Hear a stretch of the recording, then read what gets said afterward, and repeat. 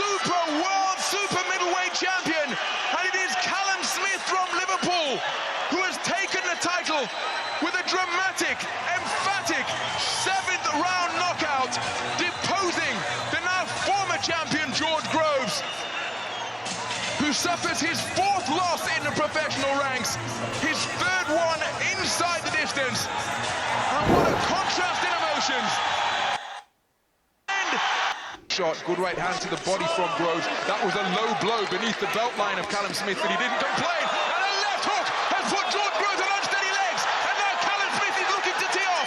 George Groves trapped in his own corner. He's got a minute and 14 seconds to survive. He's in real trouble. And a left hook has wiped him out. He wills down to the canvas. Referee is issuing the 8 count. I just rewinded back. All that shit was real time. I'm still hyped. All this just happened. I'm watching on the zone. They're at the replay now. All this just happened. All this just happened. That left hook comes across. It really is a cracking punch, but he keeps the attack going. He knows victory. He sees victory in his sights and hits his opponent. It is 4:46 p.m. Eastern Standard Time, September the 28th, 2018. We have a new WBA Super World Champion at 168 pounds, Ring Magazine Champion, World Boxing Super Series Super Middleweight Tournament winner, Mundo. This is some crazy shit. Oh!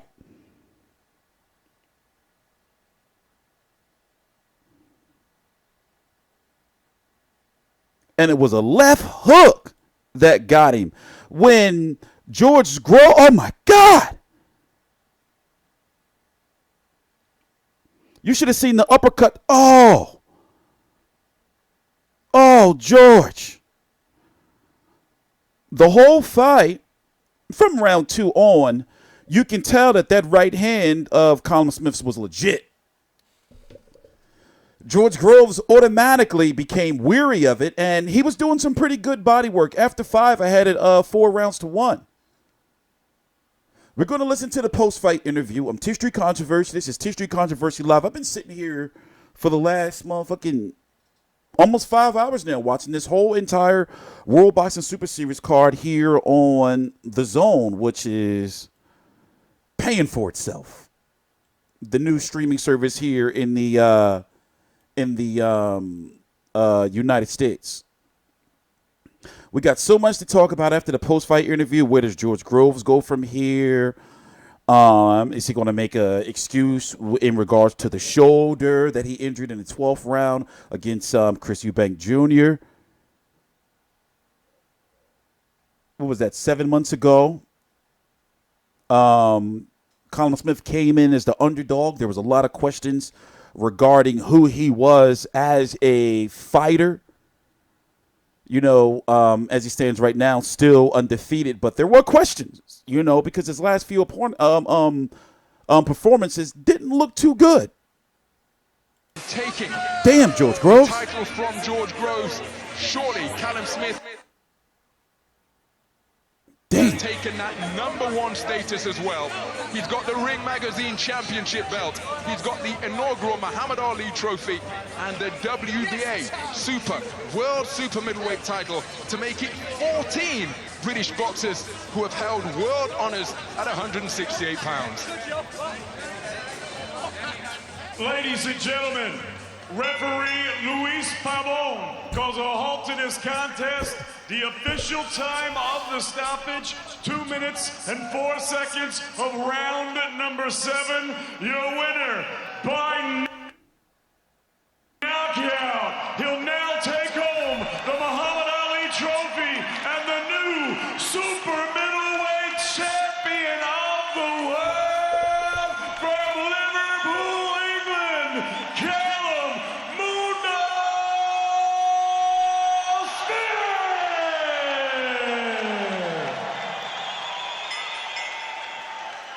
Well, Callum Mundo Smith is absolutely ecstatic. I'm happy for him. Also, I'm very happy that it ended the way it did. For a fight to be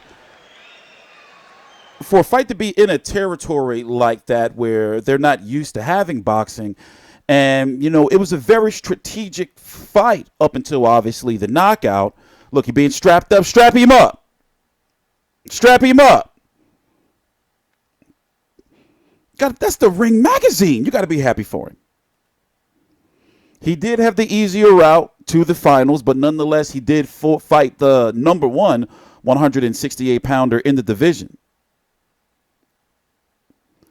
You think they would do a rematch?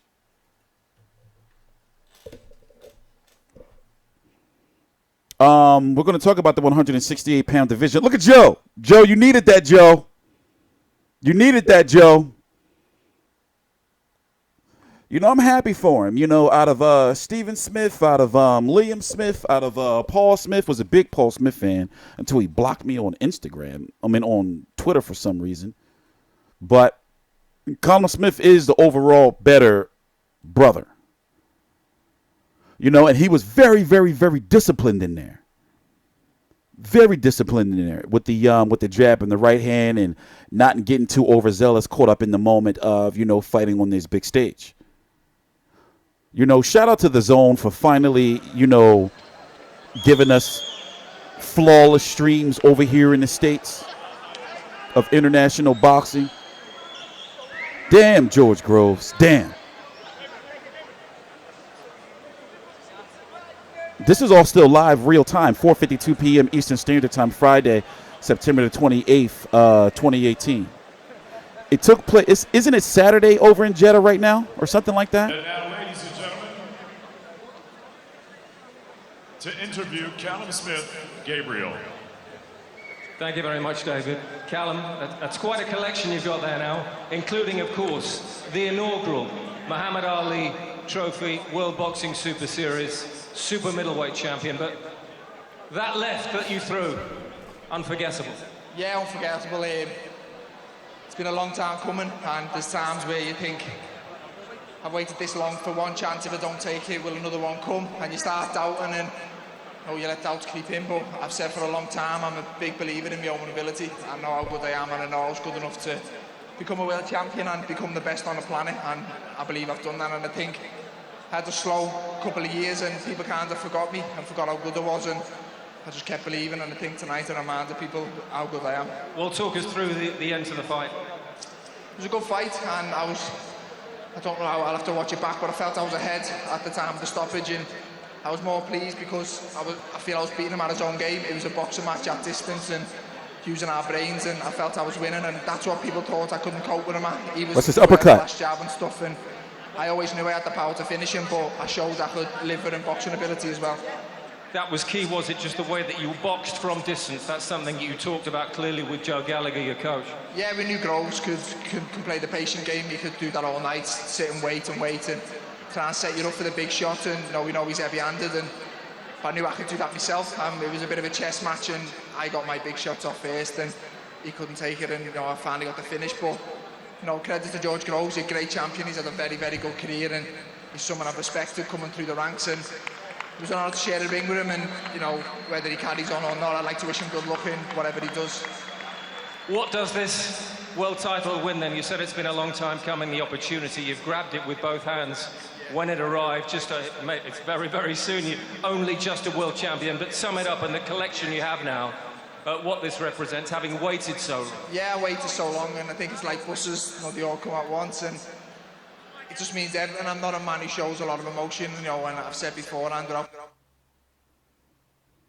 been disrespectful to any title level what I've won previously, but I've never been satisfied, and you never see me, over-ecstatic with any title, but I think you're seeing tonight how much this means to me. It's a lifetime's of work all gone into one. And I'm sure you pay tribute as well to three fellas here, your brothers Stephen, Liam and Paul, all here tonight, and of course as well, your coach Joe Gallagher, who you said you didn't show emotion. Joe, you were in tears at the end there.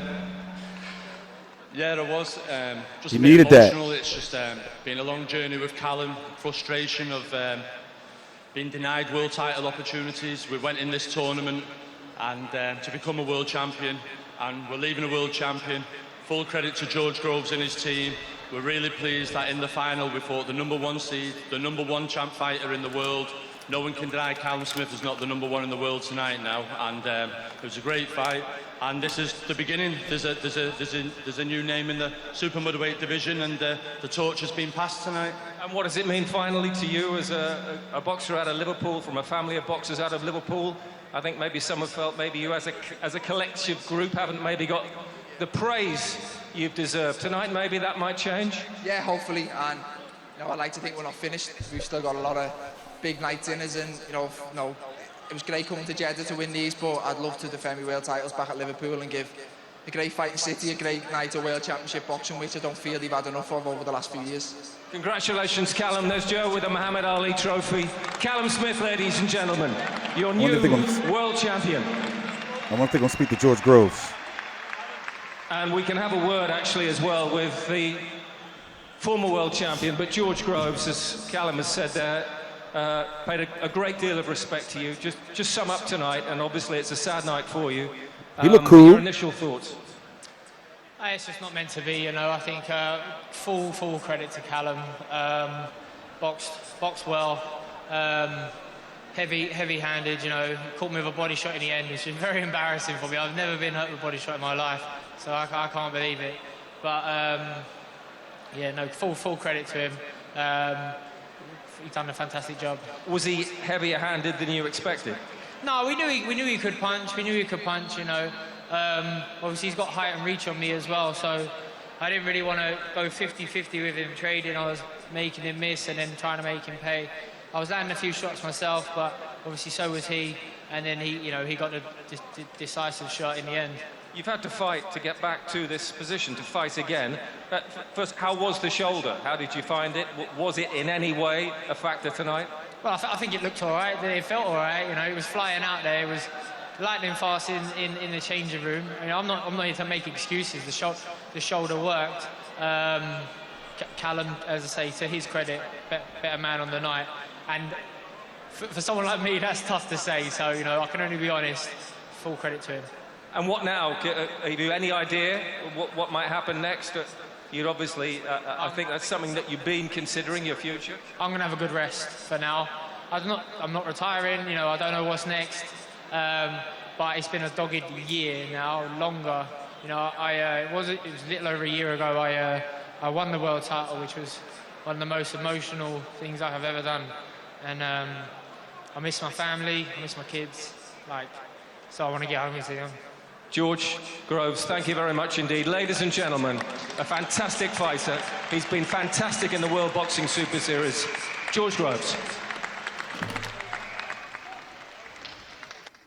Let's talk about the 168-pound division and what's possibly next. Could we see a Rocky Felding rematch? Because he is the Super World Champion now. Rocky Felding has gotten better. There's Paul, Liam, Steven. He has gotten better, and he is the WBA World Champion, kind of, sort of, technically the mandatory. But I'm sure Eddie Hearn would try to build that up a little bit more to milk it.